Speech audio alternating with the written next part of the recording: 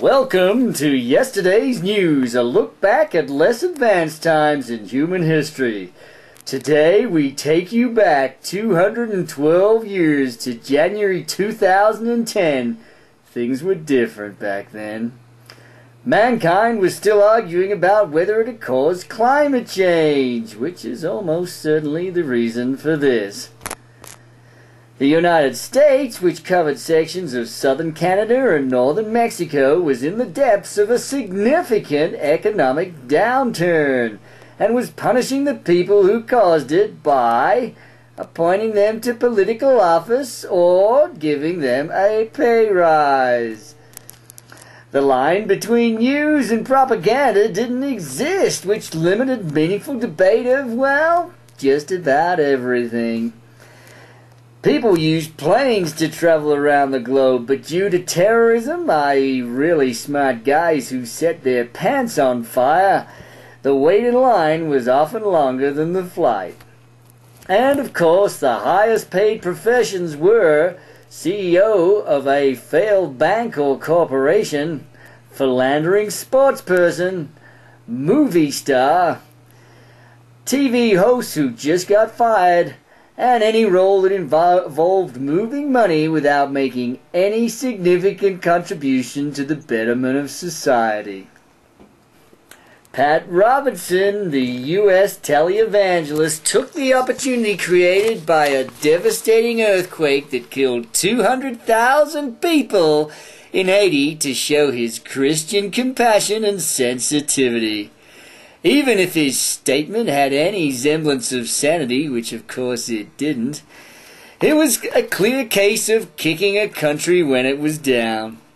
His comments and other similarly inappropriate ramblings were the driving force for the 2026 United Nations Thumper Resolution, which stated, "If you haven't got anything nice to say, Roxy, the artificial intelligence sex robot, was introduced to the world at the Adult Entertainment Expo in Las Vegas.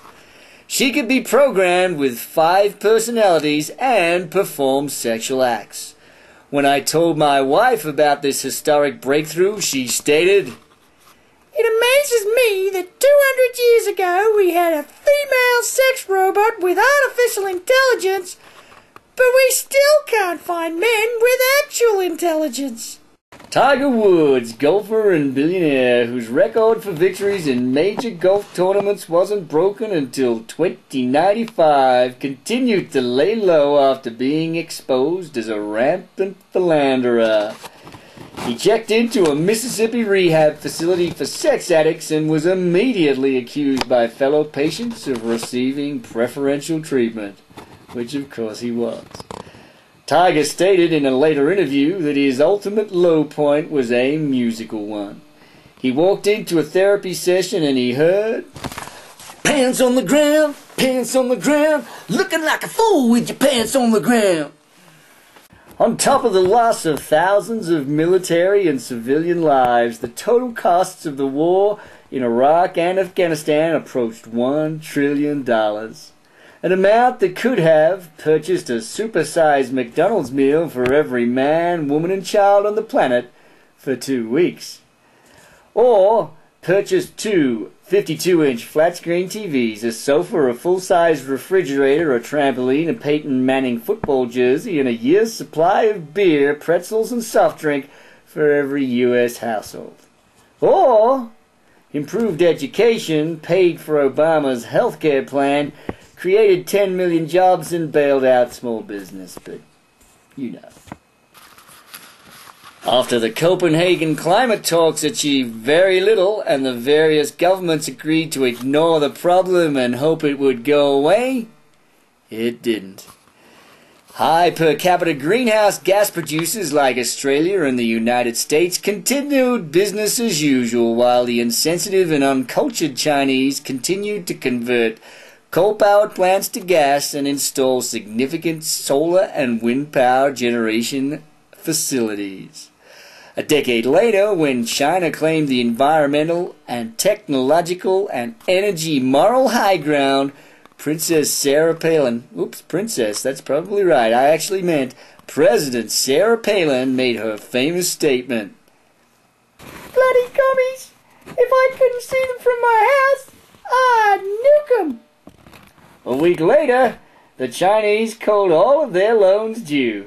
And refer to episode A202031 for the outcome of that little fiasco. In 2009, the U.S. healthcare system spent $4,631 per person, 43% more than Switzerland, the second highest spender at $3,222. This did not result in universal coverage, the highest life expectancy, or particularly good infant mortality rates.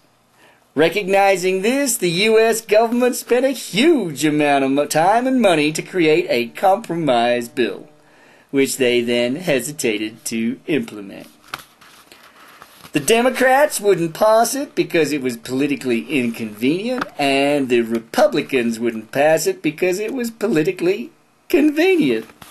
Historical insight isn't required to confirm that if you're spending 40% more than everybody else for a lower quality result, you're not very good at what you do.